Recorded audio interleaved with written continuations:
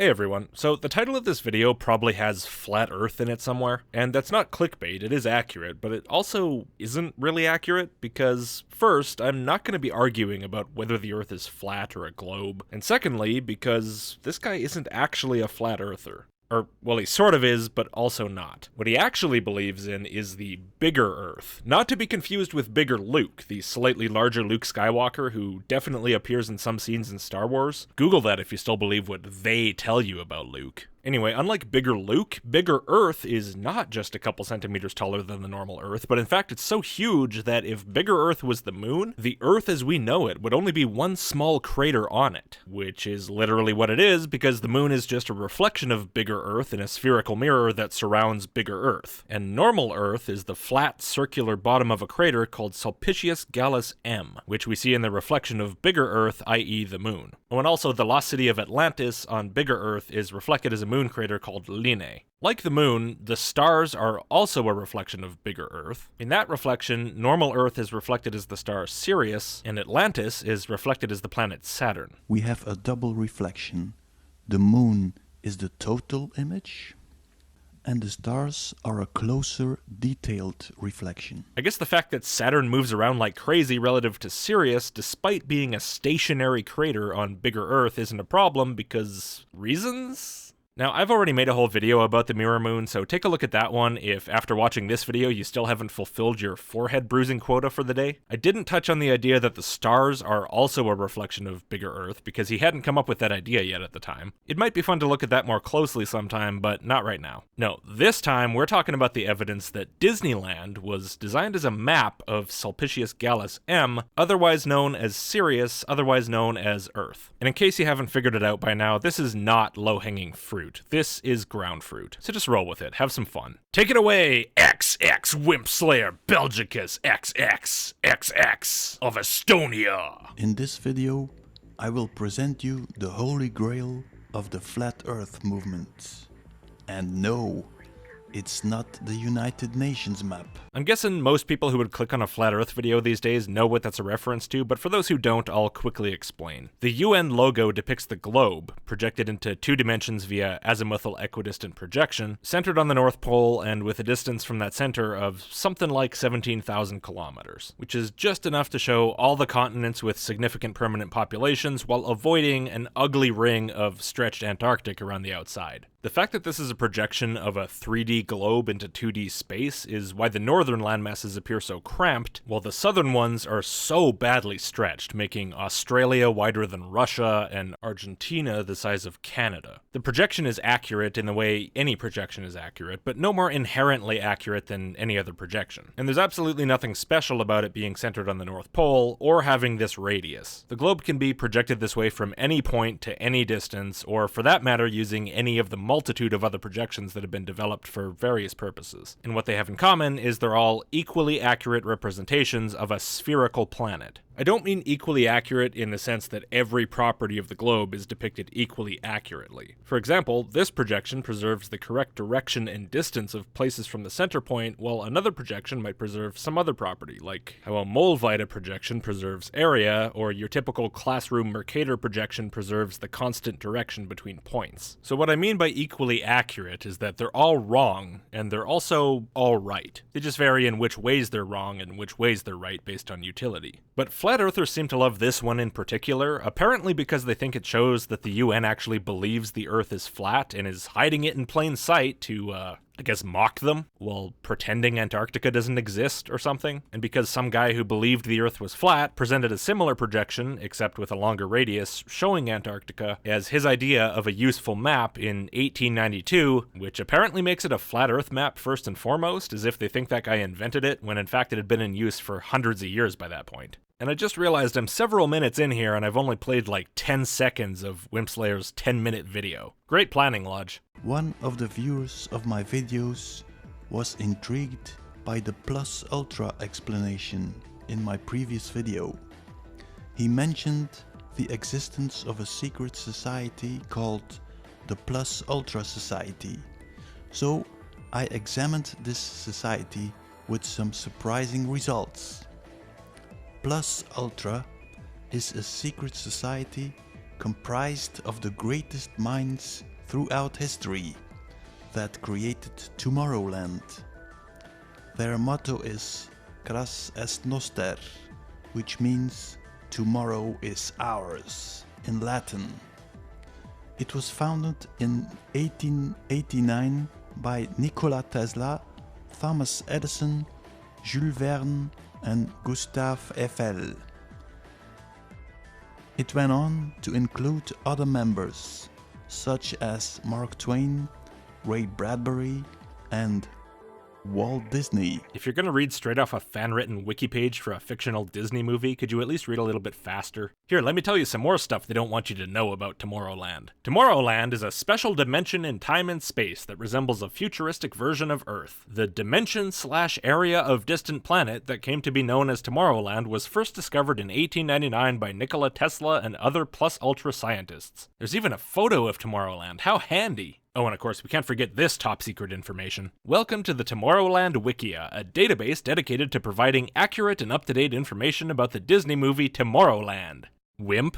No. Just no. I don't care if you're a flat earther, or even a mirror moon bigger earther, still just no. Things don't become true because they're in a Disney movie. Unless you also expect me to believe that Thanos snapped his fingers and destroyed half the life in the universe. And I should say to the viewers at this point that I'm still not completely sure if Wimpslayer here is genuine or not. Like, I know he's way out there, but I've seen so many absolutely moronic conspiracy theories being taken dead seriously by so many people at this point that it's just getting real hard to set off my Poe alarm. All I know is he gets a lot of approving and deeply paranoid responses in the comments of most of his videos, so even if he's just an amazing satirist, some people aren't getting the joke and they're believing it instead. So I looked at some photos of that society, and the first photo that struck me was this photo.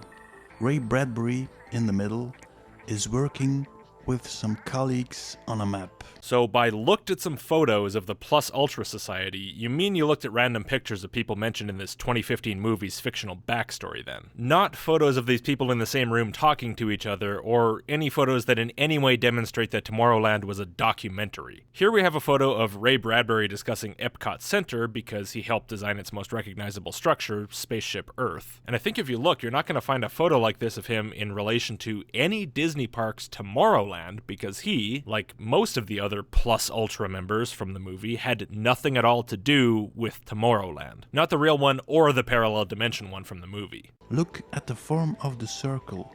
It reminded me immediately of Sulpicius Gallus M. Look closely at the form of the water. Now, let's look again at the structure of the landscape. Alright, you've got a somewhat circular crater with a raised lump inside off-center, with uneven heights at other places around the edges, and then around the outside it seems to slope mostly down away from the crater, except for a couple of raised ridges. Okay, got it. Let's fill it with water. So you want me to believe that water's just gonna stick to the side of that downward slope for no reason? I know a lot of flat earthers deny gravity, but even if you deny gravity, you've still got to acknowledge that things fall down on Earth, right? So, sorry, but if there was that much water around that crater, it's not gonna stay anywhere near the crater itself unless it's actually in the crater itself. It'd flow down the slope to somewhere flatter. And put the buildings on. Oh, I really like this picture because even though you drew this purely to suit your own purposes with no regard for reality, somehow it still doesn't match what you actually want. Look, you drew the buildings facing completely the wrong direction because you didn't draw the water kind of hooking back on itself there. By the way, if anyone's curious what this is, it's an early scale model of Epcot that was never built. Apparently we're just assuming that it's also a map of the area surrounding the Earth for some reason. Fair warning, there's going to be a lot of for some reason going on in this video. This photo was taken in the 50s. We're now 60 years later. I think we are looking at the plans of the new world. They are colonizing the bigger Earth. Or they make scale models before they build theme parks. Is that too out there? I don't want to sound like a kook. Okay, let me try to understand your claim here. The crater Sulpicius Gallus M is a reflection of the entire Earth as we know it, right? And this Epcot Center model is really a design to expand beyond our Earth-sized crater because it has a circle on it, and the crater is basically a circle. Alright, have it your way. Let's put the flat Earth map in the middle of that circle. That shows us the scale we're dealing with here. So what you're telling me is that Ray Bradbury and the Disney company were planning to build 20-something buildings, each the size of like Asia, around the edge of that crater, and then they were going to build 2 bridges as wide as Mexico, over to some towers as tall as the journey from Mexico to Malaysia is long, with a few buildings beyond that, which totaled together are about the size of 2 entire Earths. How exactly do you propose they were planning to build this? This wouldn't even be practical if they enslaved the entire population of the Earth. Were they also planning to enslave the reptoids and insectoids from the other craters? Watch the moon mirror video. Is that what we're supposed to believe here? Seems like an awful big stretch from a picture of 3 dudes chatting about a theme park design. Now you know why every country on the planet is in financial debt. Yeah, no kidding. This plan seems almost dumb enough to bankrupt the galaxy. And that's before you even think about any logistical problems. If every country in the world spent every penny it had, it still wouldn't do dick if they didn't actually have a way to get this done. They are— Oh hey, a Tomorrowland marketing image. So you know there's a movie that Wikipage was talking about. Why did you pretend it was legitimate information about reality then? They are using our money to build a world of their own. Who is? The world you say they're building is big enough to house billions of people. So are there billions of people in on this conspiracy? Or are Tesla, Edison, Verne, Eiffel, Twain, Bradbury, and Disney just building themselves some really inconveniently oversized houses? And yeah, I'm just assuming you think these people are still alive, because that seems dumb enough. So Ray Bradbury, science fiction author, was a good friend of Walt Disney. So when I had seen this photo, I thought, let's examine Disneyland from the air, and bingo! I immediately saw Sulpicius Gallus M. Where? How? What? Do you mean just because they're both vaguely round, or? Let's put the Antarctica map on it.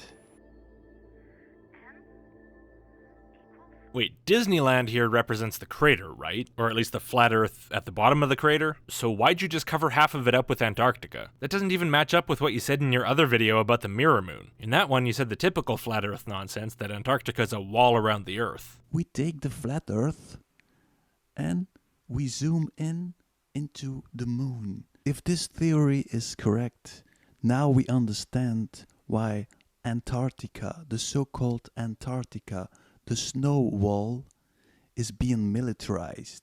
And I think it goes without saying to anyone who's actually looking at it that the map of Antarctica you put on Disneyland here shows no actual similarities to the park at all, especially before you flipped it and distorted it. Here's the original. How well does it actually fit? Not well at all, I'd say. Although I did make it fit a lot better than you did, but my way doesn't work for you because you still have to fit all the continents in the park next to it later on. And it means nothing anyway because I can do it with basically anything. I googled the world's biggest theme parks and did the same thing to some random non-Disney parks. So here's Flat Earth SeaWorld. Here's Flat Earth Universal Studios Japan. Here's Flat Earth Tivoli Gardens Copenhagen. I don't know what that is. Here's Flat Earth Gardaland, because I've heard my wife talk about that one before. And here's Flat Earth Canada's Wonderland, just for a bit of patriotism.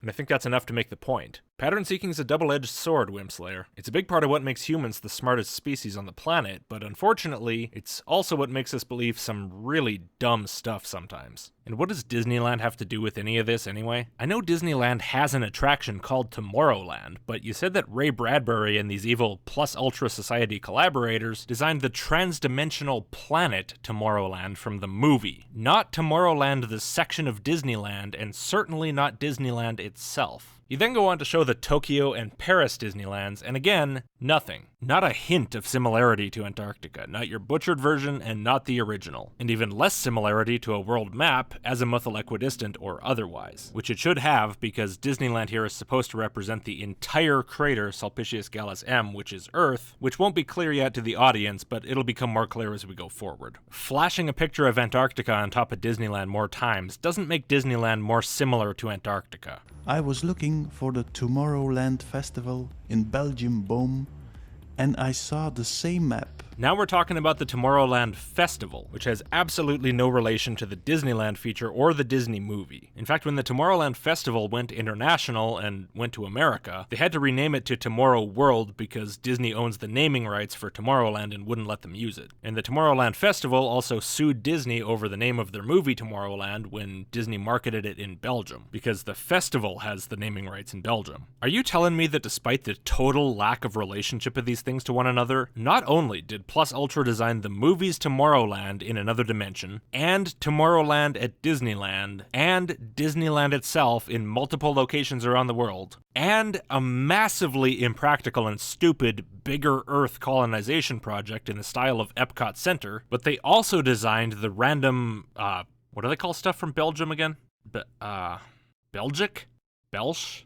Belgian, right. Sorry, Belgians, I don't exactly talk about your country much. Plus Ultra also designed this random Belgian provincial park that the Tomorrowland Dance Music Festival happened to be held at. Is this all Plus Ultra, or is the Belgian government also in on the conspiracy to do what again? Put maps of Antarctica randomly around? Well, if they are in on it, I gotta say they did a pretty awful job, because just like the Disneylands, this park has not even a superficial likeness to the map of Antarctica. Par for the course for the Belsh government, though, I guess. Same map in Tomorrowland, Brazil? Oh, come on, dude. Some squarey-ass field with a road in it and you just slap Antarctica on top like it means something? What's the road supposed to be, the Great Antarctic Highway? Remember, viewers, I don't claim to know this is not satire. In fact, I kinda half suspect it is. But some people do seem to take them seriously despite all that, so what can I say? So I think the same people are behind this Tomorrowland festival and Disneyland.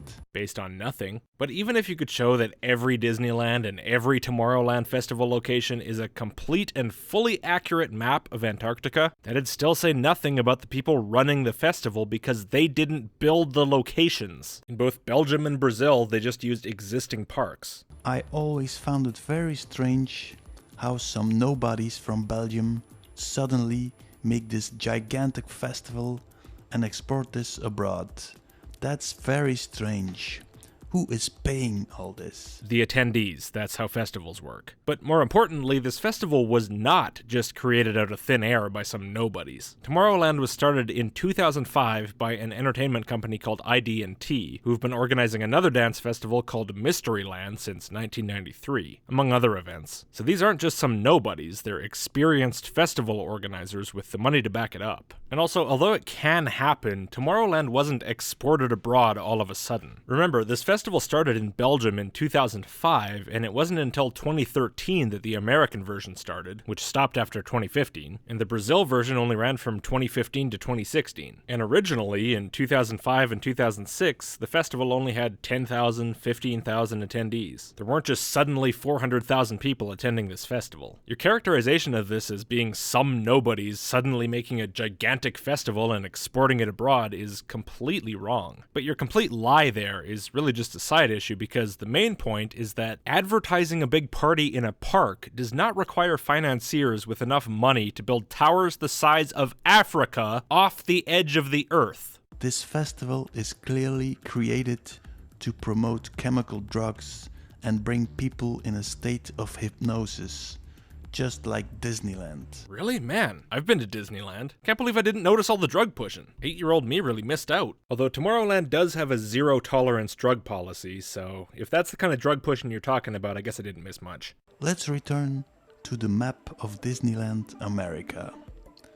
What immediately struck me was the Tom Sawyer Island, but sadly enough, it only shows North and South America. No, that island doesn't look like North and South America, because actually, Wimpslayer, if you reverse the image and distort it a bit, you'll find that in fact it shows the Russian Krai of Kamchatka. Or I guess there's an outside chance it's just a vague blob representing nothing, but we don't have to get fantastical here. Now, first, let's look at some Disney attractions. Here you have the Matterhorn, and here a submarine base. That reminded me of some stories of Jules Verne, Journey to the Center of the Earth, and the story of Captain Nemo and his submarine, 20,000 Leagues Under the Sea. It also reminded me of the German Nazi submarine base on Antarctica. That's great for you that the submarine reminded you of submarines. Can you rephrase that in the form of an argument for me, please? Let's compare the Antarctica map with the Disney map. Haven't we already done that?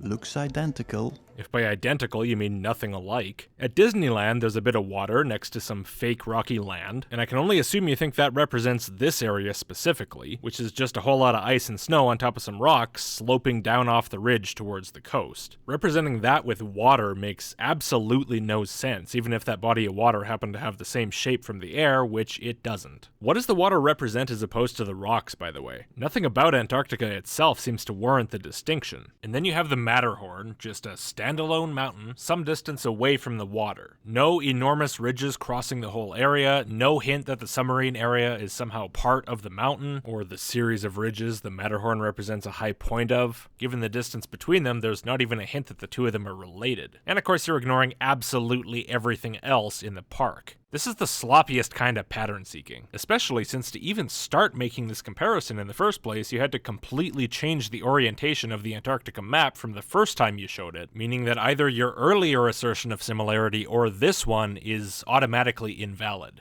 True after all? No.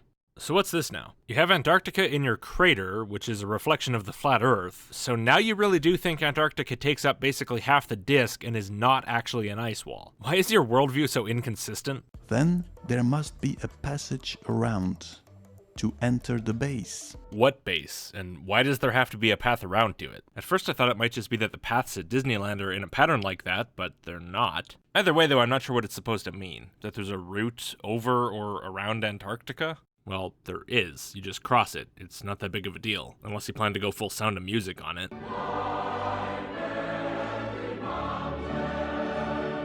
Of course, now that Antarctica's not an ice wall around the crater, it doesn't really matter much anymore, because you can just go out the other way. So, Disney is showing us the real Earth map. So, let's go back to the Tom Sawyer Island. I searched and found the first map of Tom Sawyer Island. And it looked kind of strange. Yeah, it looks strangely even less like North and South America. I didn't think that was possible. And I thought, this is a fantasy map. Of course it's a fantasy map, but the question is it a fantasy map of a fantasy island or a fantasy flat Earth? That's the important question. But last week, I looked again, and suddenly I saw a different map. Oh. Might want to see a professional about that.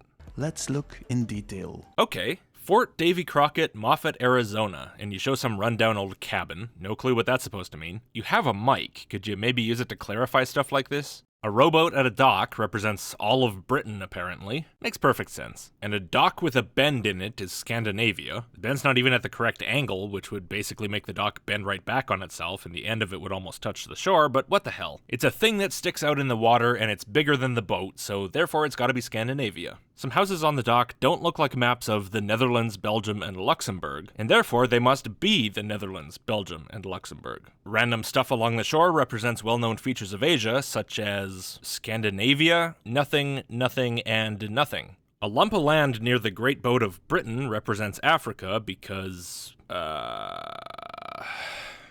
India's represented by a tree on a hill near a watermill that, I don't know, probably represents Saudi Arabia or something. Oh, my mistake. India's just the very non-India shaped hill. Australia is the tree growing out of India. How could I not realize? So, the whole world map is shown here. Earlier you said the Tom Sawyer Island only shows North and South America, but now it shows all the land of the world, at least if you stretch, skew, and flip it however you feel like so you can cram it into a nonsensical configuration. Which even so, I noticed resulted in a massive piece in the middle there that you didn't fill in. I particularly like how you flip the Americas horizontally, making them obviously wrong even to a flat earther. And maybe you'll say, oh no, I did that because this is a map of the mirror image of the Earth and the Moon. Okay, but then all the continents would be flipped, not just North and South America. This is not how mirrors work. And after you flip them, you distorted them so badly that the US, Mexico, and Central America have been shriveled into basically nothing, and then you put them nowhere close to connecting up to South America. Another quirk here is that you have Africa separated from the Arabian Peninsula by the entirety of Europe, which makes global politics slightly confusing. Oh, and you just straight up deleted Greenland and Iceland. That's cold, man. With all those flaws, do I even have to bring up the obvious problems with making sense of flight times or time zones or anything? I don't think so. But why are the Americas on their head? Why is everything connected to each other? Because this is really dumb. Australia fitted on the tree. What a coincidence. Coincidence, as if it just happened to wind up there. How'd that happen? I only photoshopped the hell out of it to make it fit there. But what is the centerpiece? I don't get it. It's the centerpiece of the Tom Sawyer Island, because this is a map of the Tom Sawyer Island, not Earth. Well, finally I thought, let's look for this form unsulpicius.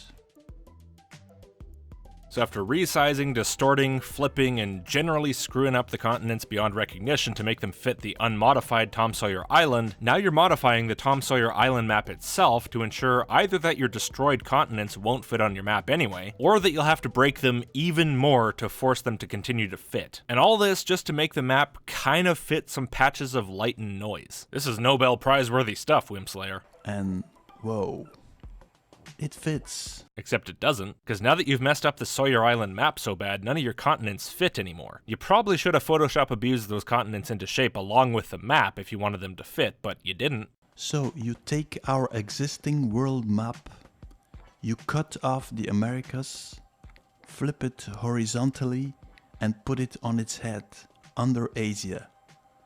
But you have to skew because you have to hold account with perspective.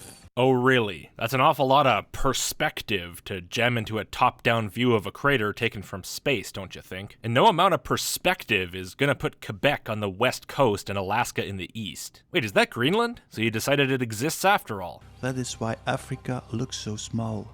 It is probably the lowest point of our biosphere. So to hold account with perspective, you not only have to skew things, you also have to shrink them. Meaning that the landmasses that look way too small here only look that way because they're so much deeper down in the crater. Well, that means Africa's gotta be on its own at the bottom of some massive pit to warrant that much resizing. And by massive, I mean thousands of miles deep. I hope I don't need to point out that it's not. But what is this centerpiece? I already told you what it is, there's no mystery here. The only thing I can think of is that this part of Earth has been flooded, and we are looking at the 50-million-year-old map. Closer than anything else you said in this video. It's a 62-year-old map. It was drawn in 1957 to represent an attraction that opened in 1956. It doesn't depict a 50-million-year-old anything. But hey, 6 orders of magnitude off isn't bad by your standards. For the moment, I have no other explanation. Really? Not even one?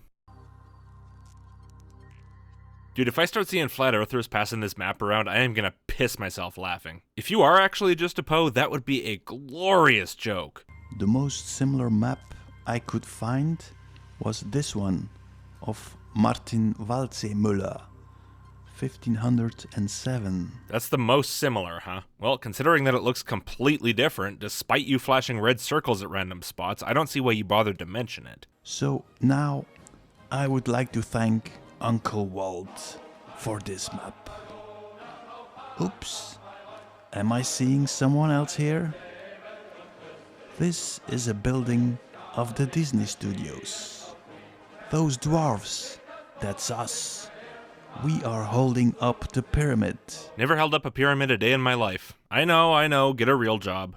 We are fat of the junk foods, poisonous water, chemtrails, polluted air. But the day we step aside, their pyramid will collapse. But if they keep making us fat and poisoning us with those rainbows in our sprinklers, we're just gonna get weak and drop that pyramid sooner. You ever try to pick one of those things up? They're pretty heavy, or so I'm told. But if Adolf Disney is somehow involved in controlling us in all these different ways and trying to hide the truth, why would he make Disneyland a hint at the truth? Why would he leave any hints at the truth? Or are you saying that he was trying to send us a message about the real shape of the Earth and tell us that we're enslaved so we could free ourselves? We're right at the end here, so I guess I'm not gonna find out how this whole conspiracy fits together or who's on which side. Kinda wish you'd tell me, but you won't. Thanks a lot for the debunked blue balls, wimp. Here is a little teaser for my next video about the real Control Masters. Oh, is it Big Money Salvia? You never live! I always knew that guy was hiding something about the 9/11 rocket ships. Thanks for watching. Yeah. Thanks to my audience for watching too, I guess. Somewhere along the line there, I really started questioning if this was actually worth my time, but hopefully it was tolerable. If it was, give it a like and subscribe, or I don't know, whatever. You really shouldn't subscribe for this. Just so you know, I have a Patreon and a PayPal and a bunch of other ways to support me that you can find at support.logic.com. The people on the screen right now are my $5 and up Patreon supporters, and they're pretty cool. I also have an email list in case my channel gets deleted or you don't get notified or stuff like that. And if you join that, I'll send you videos a day early because it's really helpful to me if you join. Guess that's it. I'm gonna go massage my brain. Thanks, bye.